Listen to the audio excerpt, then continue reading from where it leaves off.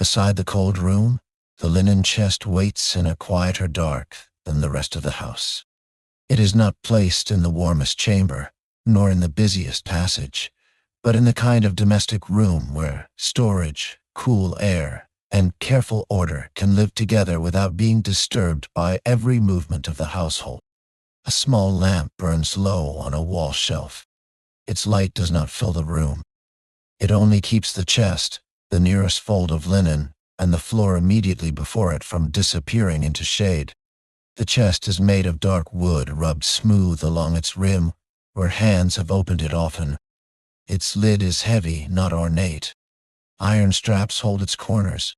One hinge gives a dull, dark line at the back where oil, dust, and years have gathered together. Nothing about the object suggests treasure. It suggests repetition, lifting, folding, placing, closing, and knowing where each cloth belongs when colder hours return. The room itself keeps a measured chill. One wall backs onto a colder storage space, perhaps a pantry, a passage near the outer stone, or a small room that receives less heat from the main fire. The air therefore carries a little less warmth than the rooms where people sit, eat, or sleep. That slight coolness matters. Cloth stores differently when protected from smoke and damp heat. Linen keeps better when it can breathe. On top of the chest lies a folded stack, not large, only enough to show that some pieces are still in use while others remain inside.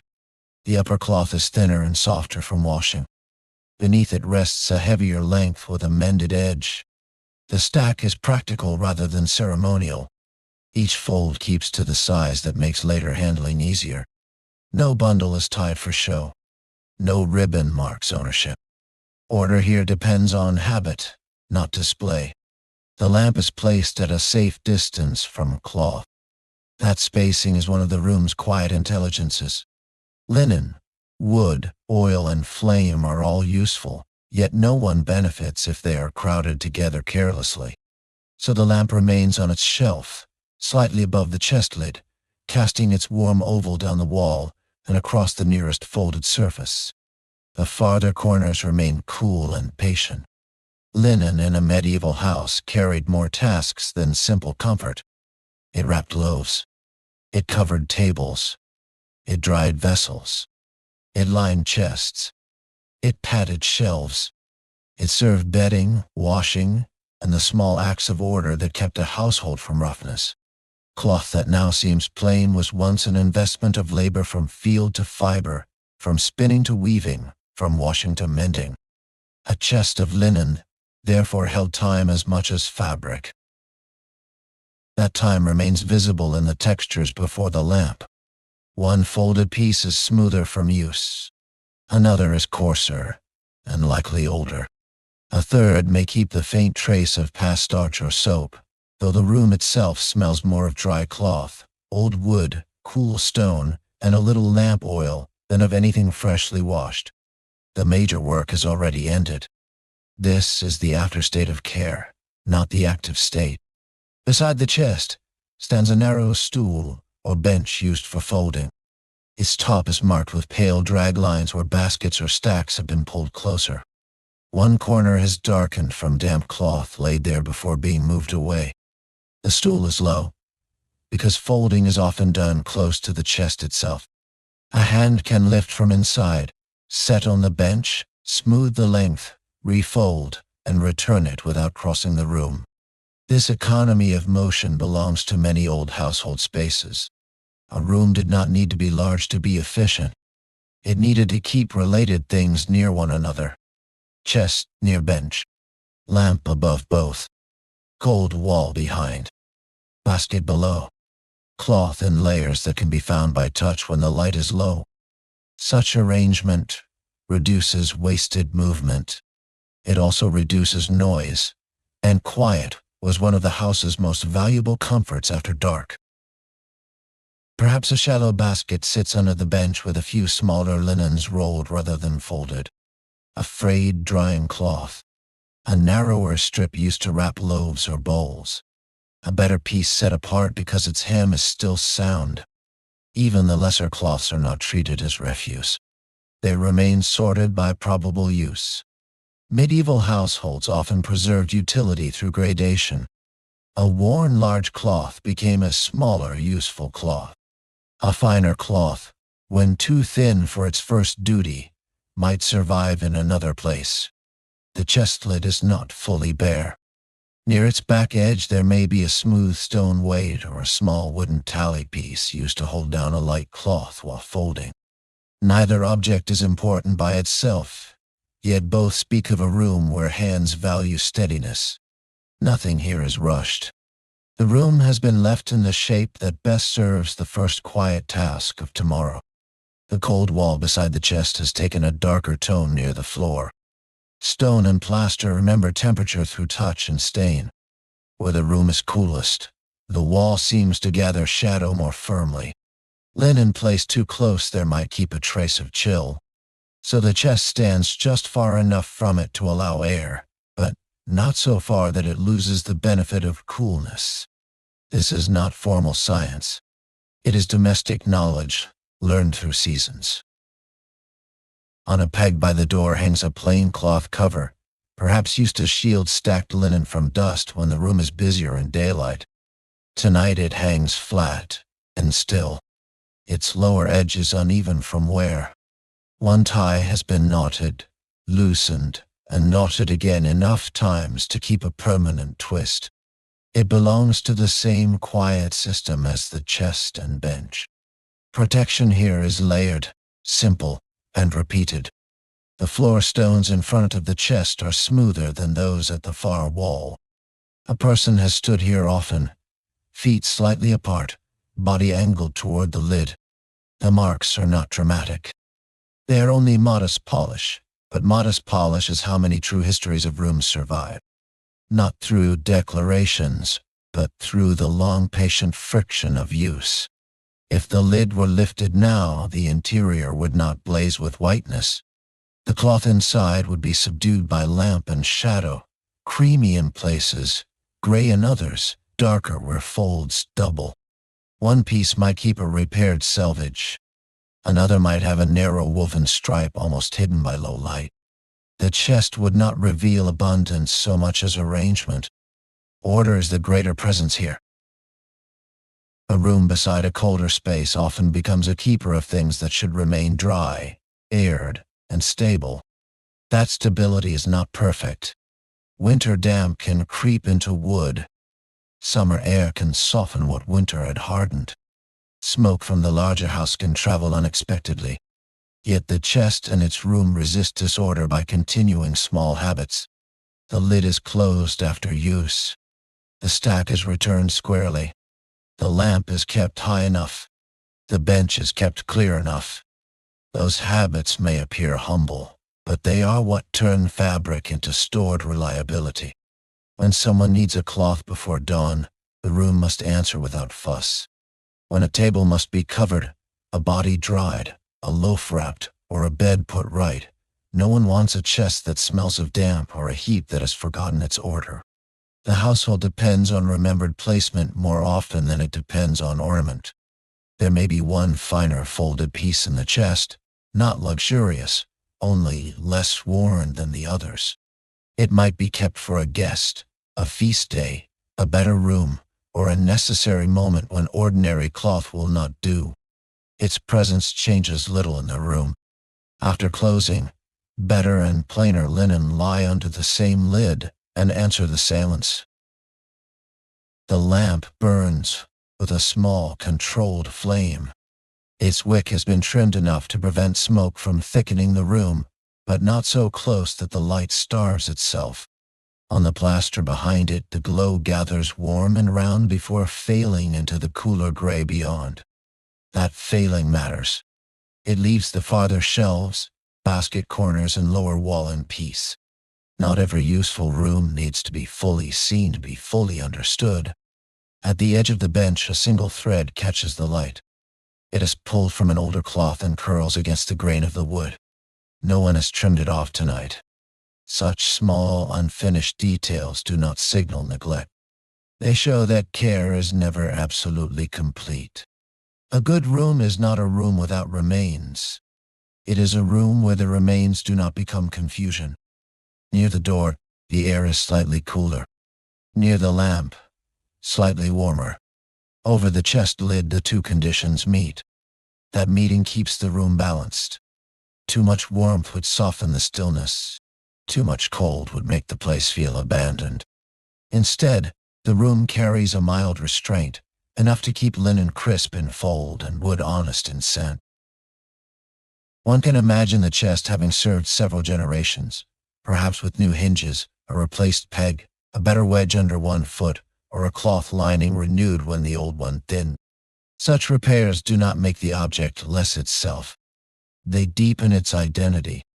A chest endures by accepting correction. So does a household.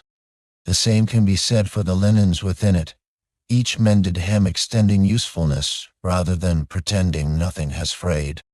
At this hour, the room has no need to prove prosperity. It needs only to prove steadiness. The folded stack on the lid, the basket below, the hanging cover, the stool, the lamp, and the cold wall together say enough. They say that cloth has been handled, stored, and kept ready by people who understand that quiet order reduces tomorrow's burden. In the middle part of the night, this understanding feels almost like another form of shelter. Not physical shelter alone, but shelter from small avoidable trouble. A chest left open invites dust. A wet cloth left hidden invites soreness. A dark room without order invites fumbling. Here, those invitations have been denied gently.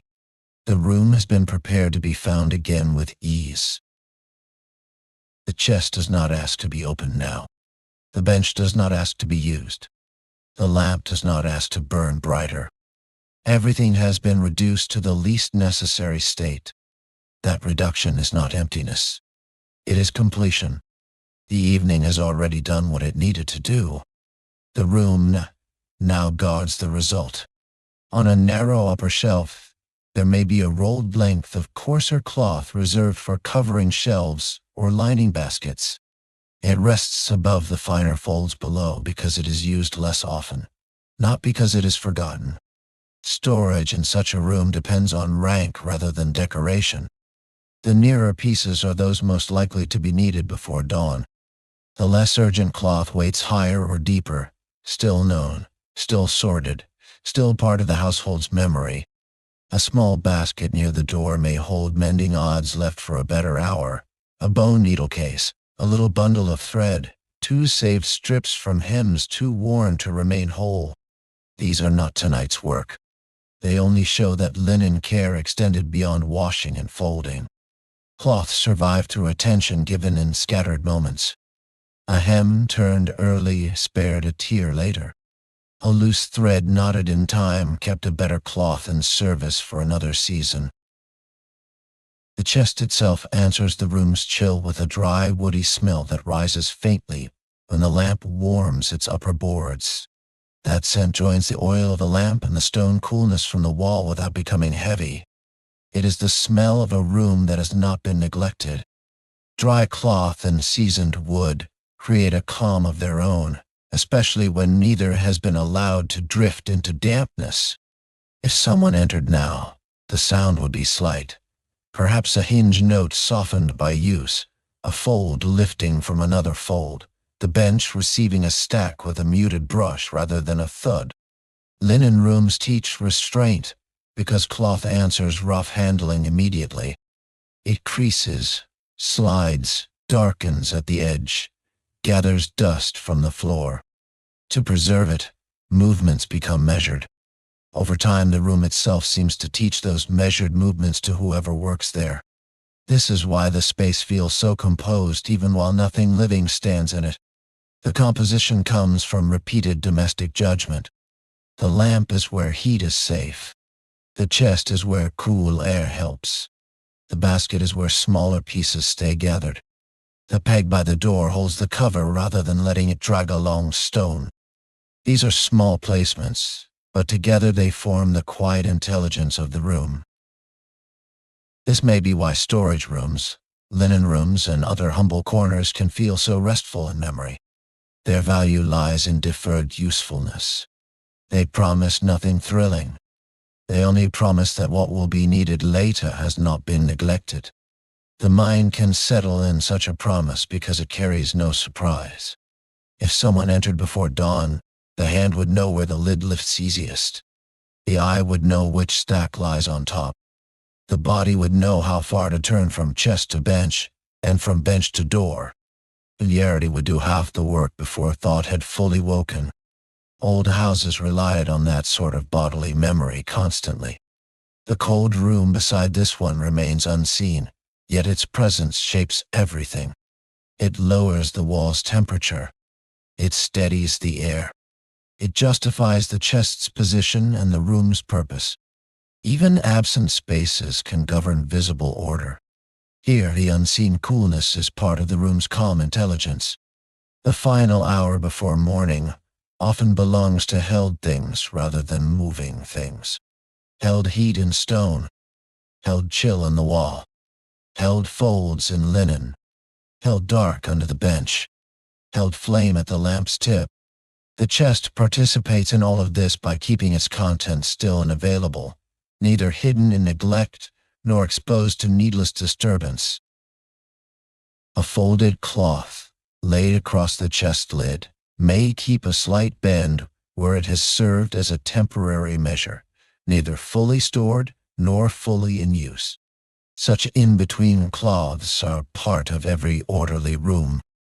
They wait for one more drying, one more folding, one more decision about whether they belong back in the chest or in the lower basket.